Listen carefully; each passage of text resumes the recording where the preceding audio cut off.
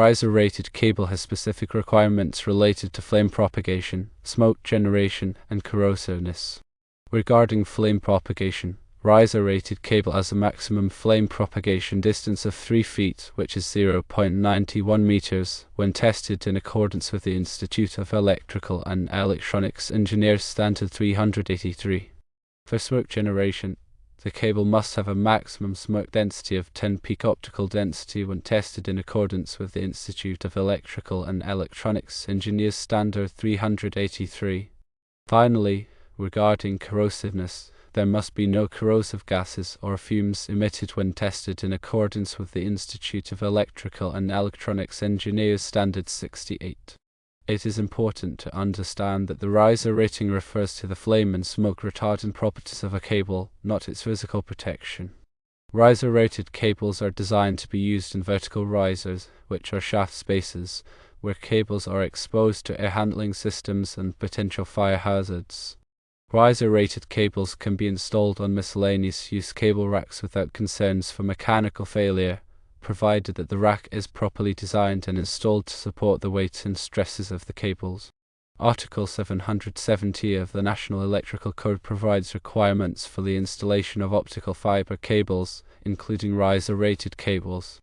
When dealing with soft-sheathed cables, keep in mind that these cables are not as robust as armored or jacketed cables and may require additional protection against mechanical damage. Proper cable management techniques should be used to prevent excessive bending and kinking of the cable.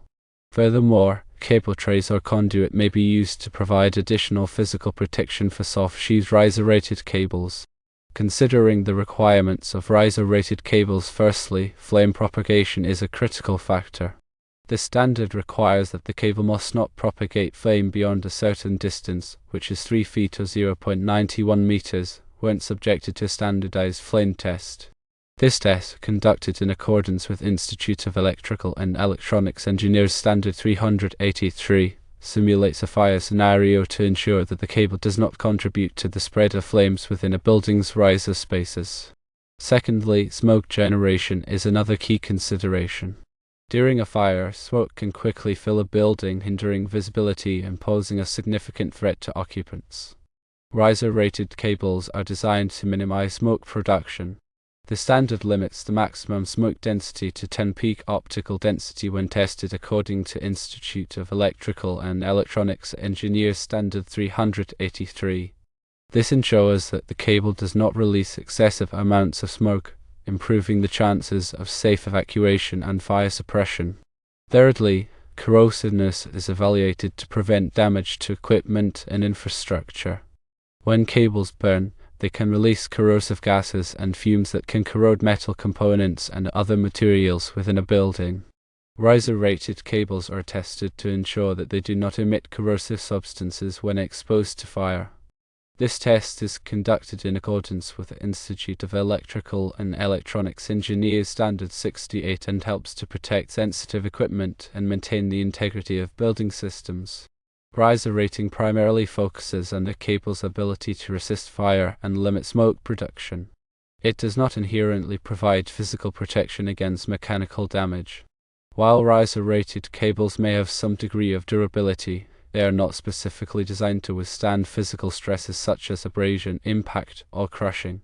Therefore, additional measures may be necessary to protect riser-rated cables from mechanical damage depending on the specific installation environment. Installation on cable racks is generally acceptable for riser-rated cables. However, it's crucial to ensure that the cable rack is designed and installed to adequately support the weight and stresses of the cables. The rack should be strong enough to prevent sagging or deformation, which could damage the cables. The rack should also be properly grounded to minimize the risk of electrical hazards. Article 770 specifically addresses optical fiber cables and raceways. This article provides requirements for the installation, wiring, and protection of optical fiber cables, including riser-rated cables. It covers various aspects such as cable support, separation from other conductors, and fire stopping. Always refer to the latest edition of the National Electrical Code and consult with qualified professionals to ensure compliance with all applicable requirements. Soft sheathed cables, which lack the robust outer layers of armored or jacketed cables, are more vulnerable to mechanical damage. These cables require extra care during installation and may benefit from additional protection. Cable trays or conduit can provide a physical barrier against impacts, abrasion, and other potential hazards. These protective measures can significantly extend the lifespan of soft sheath cables and prevent costly repairs or replacements. To prevent damage and ensure long-term reliability, firstly, avoid sharp bends or kinks in the cable, which can weaken the fibers and impair signal transmission. Secondly, use appropriate cable ties or straps to secure the cable to the rack, avoiding excessive tightening that could crush the cable. Thirdly, maintain adequate spacing between cables to prevent chafing and overheating. In summary, riser-rated cables are designed to meet specific flame and smoke retardant requirements for use in vertical riser applications. While they can be installed on cable racks, it's essential to ensure that the racks are properly designed and installed.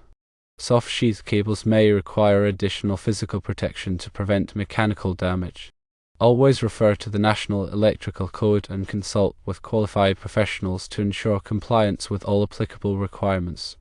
The flame propagation test for riser cables, as per Institute of Electrical and Electronics Engineers Standard 383, is a crucial assessment of the cable's ability to resist the spread of fire. During the tests, a cable sample is subjected to a controlled flame under specific conditions. The distance the flame travels along the cable is measured to determine its flame propagation characteristics. The maximum allowable flame propagation distance of 3 feet, or 0.91 meters, ensures that the cable does not contribute significantly to the spread of fire within a building's riser spaces. The smoke generation test, also conducted in accordance with Institute of Electrical and Electronics Engineers Standard 383, evaluates the amount of smoke produced by the cable when exposed to fire. Smoke density is measured using optical sensors that detect the amount of light obscured by the smoke. The maximum allowable smoke density of 10 peak optical density ensures that the cable does not release excessive amounts of smoke, improving visibility and facilitating safe evacuation during a fire. The corrosiveness test, as per Institute of Electrical and Electronics Engineers Standard 68, assesses the potential for the cable to release corrosive gases or fumes when exposed to fire. The test involves exposing a cable sample to high temperatures and analyzing the gases released for corrosive substances such as hydrochloric acid or sulfur dioxide. The requirement that no corrosive gases or fumes be emitted ensures that the cable does not damage sensitive equipment or building materials in the event of a fire. The physical protection of riser-rated cables is an important consideration, even though the riser rating itself primarily addresses fire resistance. Riser cables are often installed in locations where they may be exposed to mechanical stresses, such as in cable trays, conduits, or open pathways. To prevent damage to the cables and ensure reliable performance, it's essential to provide adequate physical protection. This may involve using cable trays with protective covers, installing cables and conduits, or employing other measures to shield the cables from abrasion, impact, or crushing. When installing riser-rated cables on cable racks, it's crucial to select racks that are appropriately sized and designed for the cables being supported. The rack should have sufficient load-bearing capacity to handle the weight of the cables without sagging or deforming. The rack should also be designed to prevent the cables from rubbing against sharp edges or other abrasive surfaces. Proper cable management techniques are essential for ensuring the long-term reliability of riser-rated cable installations.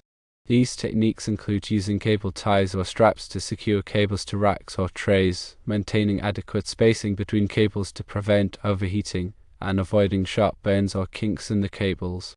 Proper cable management not only protects the cables from physical damage but also helps to maintain proper airflow and prevent signal interference.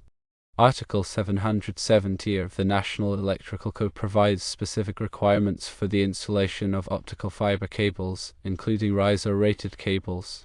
Some key provisions of this article include requirements for cable support, separation from other conductors, and fire stopping.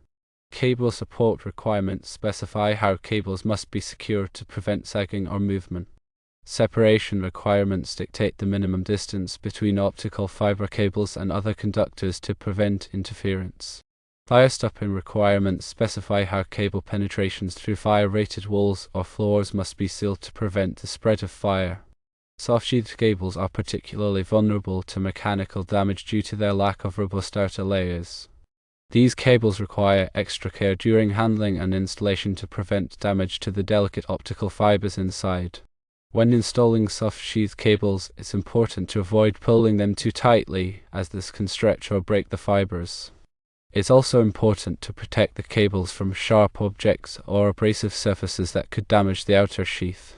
In addition to cable trays or conduits, other methods can be used to provide physical protection for soft-sheathed riser-rated cables. These methods include using flexible tubing to protect cables in exposed areas, installing protective sleeves over cables that pass through walls or floors, and using cable glands to seal cable entry points into enclosures. By implementing these measures, it's possible to significantly reduce the risk of mechanical damage to soft-sheathed cables and ensure their long-term reliability. To ensure the safe and reliable installation of riser-rated cables, firstly, always follow the manufacturer's instructions and recommendations for installation.